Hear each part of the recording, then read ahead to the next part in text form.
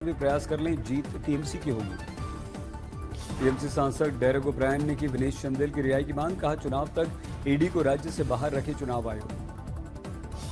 BJP नेता दिलीप घोष का TMC पर हमला, कहा तस्करी के पैसों से टीएमसी जीतना चाहती है चुनाव।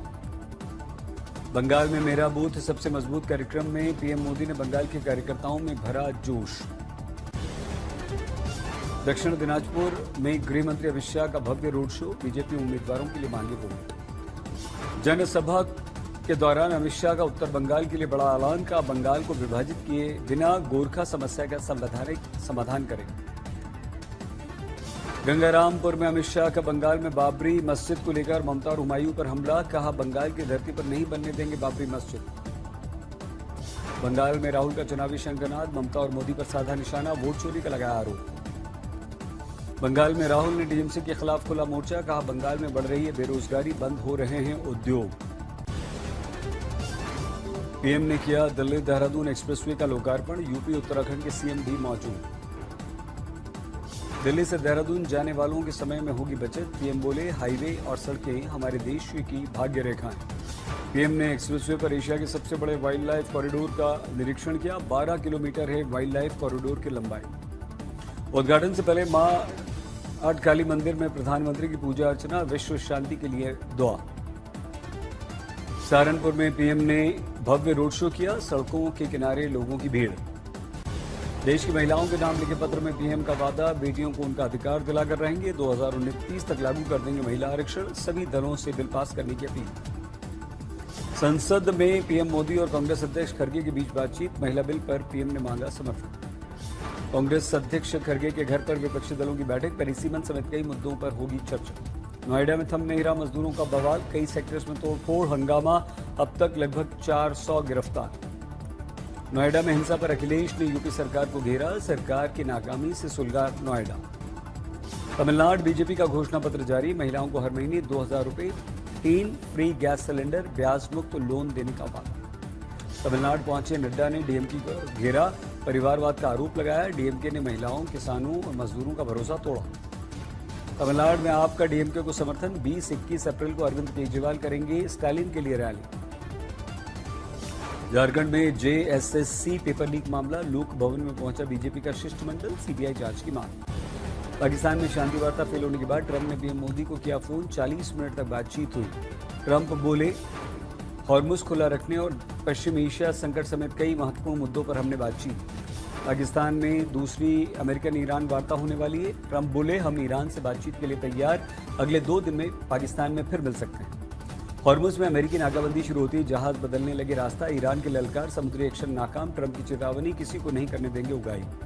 युद्ध के बीच पहली बार आमने सामने इजराइल और लेबनान के राजदूत, वाशिंगटन में अमेरिकी विदेश मंत्री की मौजूदगी में हुई बैठक। इजराइल ने युद्ध विराम खारिज करते हुए लेबनान सरकार से की हिजबुल्लाह को खत्म करने की मांग, हिजबुल्लाह चीफ ने कहा था समझौते का नहीं करेंगे पालन।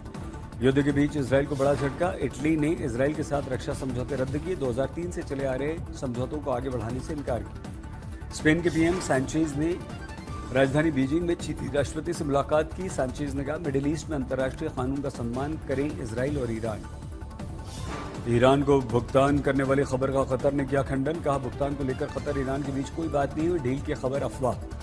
जेलेंस्की ने राजधानी बर्लिन में मर्ज से मुलाकात की, सैन्य सम्मान के साथ जेलेंस्की का स्वागत। यूक्रेन के डिनिप्रो में रूसी सेना का भीषण हमला, मिसाइल हमले में 5 की मौत, 24 घायल, 12 की स्थिति गंभीर। रक्षा मंत्री राजनाथ सिंह ने 7 मई को ऑपरेशन सिंदूर की पहली वर्षगांठ पर जयपुर में संयुक्त कमांडर्स कॉन्फ्रेंस को संबोधित करने का निर्णय लिया, अनुभव साझा किए जाएंगे। राष्ट्रीय सुरक्षा सलाहकार अजीत डोवाल मानद डॉक्टरेट की उपाधि से सम्मानित, गुजरात के राष्ट्रीय रक्षा शक्ति यूनिवर्सिटी ने किया सम्मान। मुंबई में लोकल ट्रेनों में यात्रा करने वालों के लिए अच्छी खबर, देश की पहली नॉन एसी बंद दरवाजों वाली लोकल ट्रेन। अब भारत की आध्यात्मिक विरासत का होगा डिजिटलाइजेशन, भारत सरकार की ज्ञान भारतम परियोजना के तहत पांडुलिपियों को डिजिटल रूप दिया जाएगा। हरिद्वार में पूरी श्रद्धा उल्लास के साथ मनाया जा रहा है वैशाखी संक्रांति का पर्व, हर की पैड़ी समेत विभिन्न घाटों पर उमड़ी श्रद्धालुओं की भीड़। महाकाल की नगरी उज्जैन में पंचकोसी परिक्रमा, कायावरोहणेश्वर महादेव मंदिर पर दर्शन पूजन।